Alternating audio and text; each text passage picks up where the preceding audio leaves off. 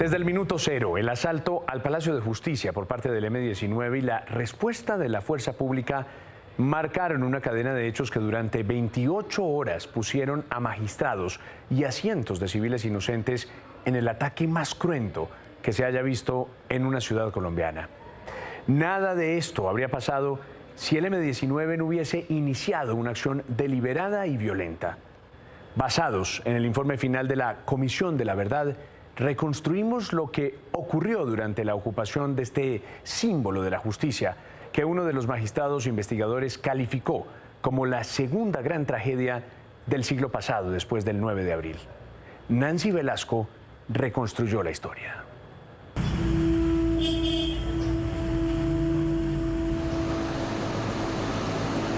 El asalto al Palacio de Justicia comenzó sin ruido, con la llegada de 7 guerrilleros del M-19 entre las 10:30 y las 11 de la mañana. Iban de civil y armados, pero la máquina detectora de la entrada había sido retirada pocos días antes. Entran unos primeros guerrilleros para tomar posiciones estratégicas del segundo, del tercer piso y avisar al comando que estaba cerca a Palacio de que ya podían entrar, que ya habían llegado los magistrados y que ya podían entrar. Tras la llamada del cabecilla de este primer grupo, 28 guerrilleros a bordo de 3 vehículos salieron de la calle Sexta Sur con carrera octava. Había otro con 6 guerrilleros que salió tarde y no logró unirse al grueso de asaltantes. Hacia las 11:30 los vehículos irrumpieron en el parqueadero del Palacio con acceso por la carrera octava.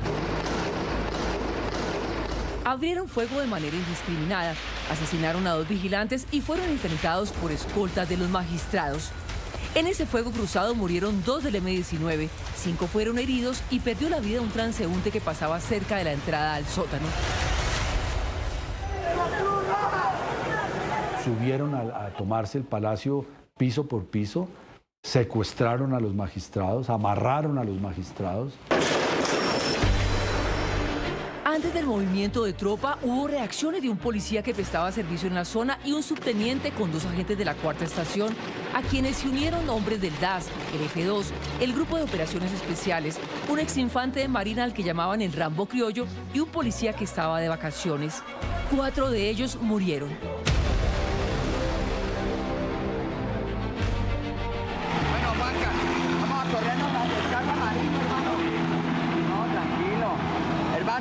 De una, muéstrame el micrófono. ¿Ok? Bueno, listos. Venga, sin correr. Serán necesarias nuevas decisiones. A escasos 300 metros, en la casa de Nariño, el presidente Belisario Betancur fue enterado casi de inmediato, pero dio las primeras instrucciones a la 1 de la tarde para restablecer la Constitución con la cautela de protección de los rehenes y de los guerrilleros. Sin embargo, antes de esa hora ya habían llegado 8 tanques. Es que imagínense ustedes que había 500 personas al principio, todas con el mismo valor humano, y no se tomó en consideración esa acción, porque en esa época no había una verdadera política de formación militar hacia la importancia de los derechos humanos y del derecho internacional humanitario. El plan para recuperar el Palacio de Justicia fue ordenado desde la Brigada 13 y tuvo un movimiento inicial del Batallón Guardia Presidencial.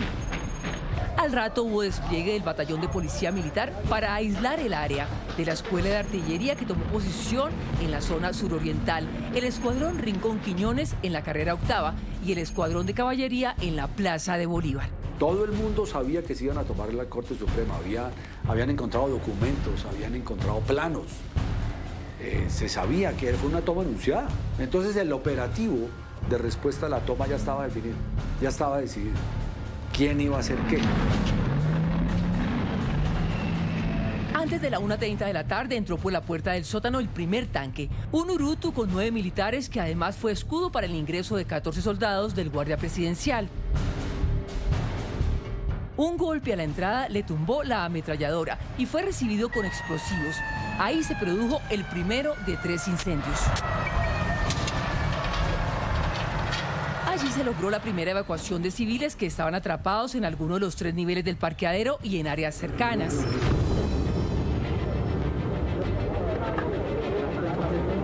La Casa del Florero se convirtió en el cuartel general de la Fuerza Pública, con el general Jesús Armando Arias Cabrales a la cabeza.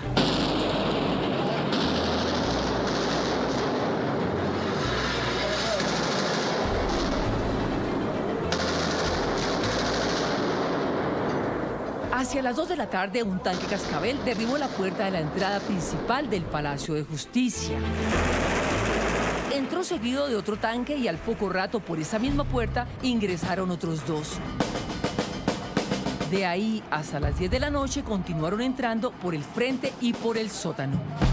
Los guerrilleros, a órdenes de los cabecillas Andrés Almarales y Luis Otero, se concentraron en el 3er y 4.º piso, que se convirtieron entonces en blanco de bombardeos de los tanques y de una lluvia de balas. Todas las armas que existen, yo creo que las dispararon, las pusieron a funcionar hoy en la toma de la Corte.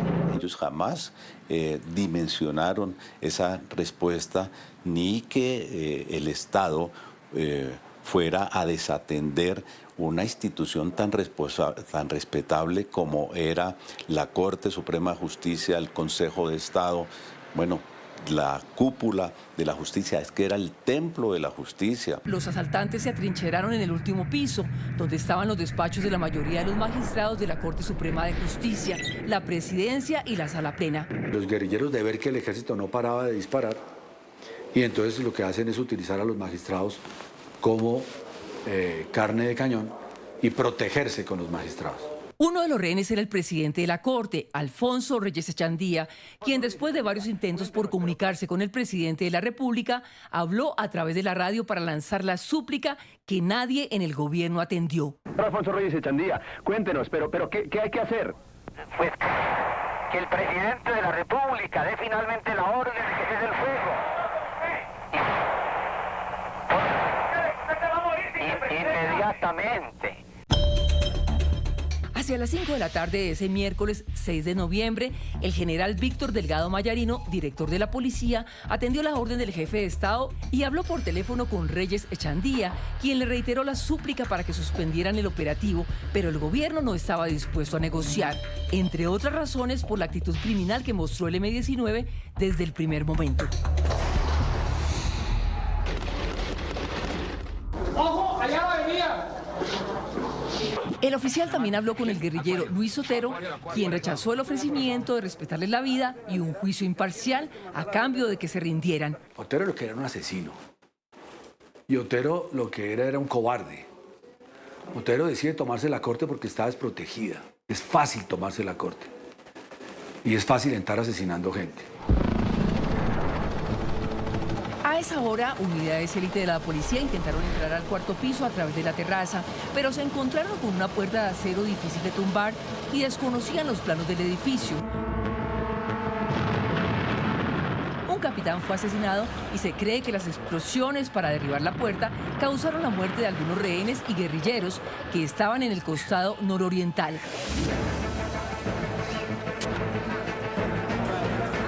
Ya para ese momento había comenzado el rescate de personas atrapadas en el 2º y en el 1.er piso y la salida de quienes lograron hacerlo por sus propios medios, como algunos ocupantes del 3.er piso, para llegar a la puerta principal donde estaba la fuerza pública. Yo pensé que no salía de ahí.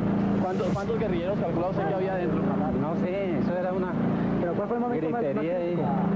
Yo creo que es el momento en que el ejército nos liberó porque pensábamos que nos... Un segundo incendio al final de la tarde del 6 de noviembre obligó a salir a personas escondidas en los primeros niveles.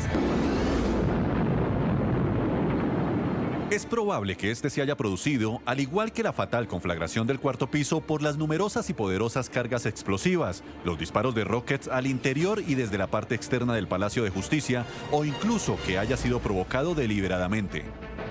El peor incendio fue el que inició en la noche en el 4.º piso y se convirtió en una amenaza tan grande para los rehenes como los disparos de los guerrilleros y las acciones de la fuerza pública. Y eso hay que dejarlo muy claro, que el ejército está en condiciones de mantener todas las ramas del poder público funcionando porque esta es una democracia y para eso estamos, para hacerla respetar. La tragedia sucedió básicamente el 6 de noviembre. ¿Por qué? Porque ese día murieron la mayoría de las que consideramos después víctimas, porque el fuego y el impacto, el disparo de cañones, la respuesta de los guerrilleros del M-19 en el cuarto piso, no quedó vivo casi nadie después de las 7 de la noche del 6 de noviembre. Por orden del general Arias Cabrales, fueron usados lanzagranadas, un obús y explosivos contra el sector donde estaban los del M-19 y los civiles atrapados.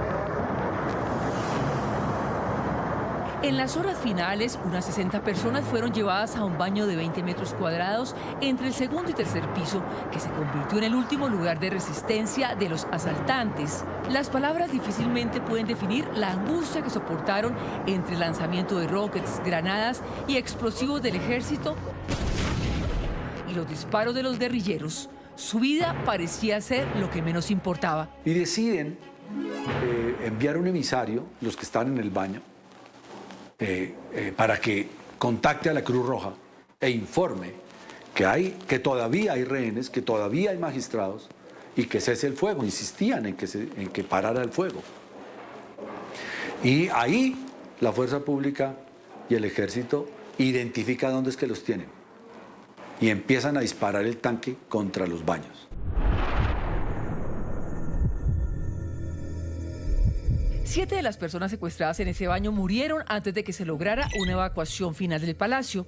Cuando se vieron perdidos, los guerrilleros atendieron las súplicas y dejaron salir a las mujeres y después a los heridos, luego a los otros rehenes, pero intentaron poner a los magistrados Horacio Montoya Gil y Manuel Gaona Cruz y a un abogado como escudos a quienes habrían disparado por la espalda cuando Gaona se negó a servir como carne de cañón. Es que fue la segunda gran tragedia del siglo pasado, como con el 9 de abril. No solamente fue una tragedia para la justicia, sino para el país, como usted lo señala. Hacia la 1:30 de la tarde de aquel 7 de noviembre, ya la operación final del ejército, conocida como Operación Rastrillo, estaba llegando a su fin con la ocupación del baño, que fue el último infierno del asalto al Palacio de Justicia. La cifra total de víctimas en esos 2 días tuvo variaciones, pero según el propio gobierno de la época llegó a 115, y la tarea para identificarlas y establecer la verdad fue un largo reto y una extensión de la tragedia.